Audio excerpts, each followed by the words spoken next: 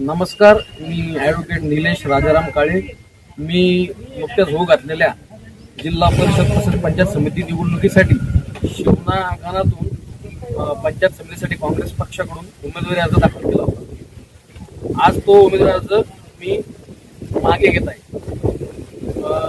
या निवडणुकामध्ये येणाऱ्या निवडणुकामध्ये आमच्या मतविभाजनाचा फायदा दोन्ही सत्ताधारी पार्टी म्हणजेच शिवसेना तसेच भाजप यांना मतविभाजनाचा फायदा होऊ नये याकरिता जालना लोकसभेचे खासदार आदरणीय डॉक्टर कल्याण काळे साहेब यांच्या सूचनेनुसार मी माझा उमेदवारी अर्ज या ठिकाणी मागे घेत आहे व शिवसेनेचे आपले जे उमेदवार आहेत संघातून रामेश्वर उर्फ सुधाकर आप्पा काळे यांच्या पाठीमाग आम्ही संपूर्ण काँग्रेसची ताकद त्या ठिकाणी लावून महाविकास आघाडी म्हणून एकत्र लढणार आहे. त्यामुळे मी आज या ठिकाणी माझा उमेदवारी अर्ज मागे घेत आहे. धन्यवाद.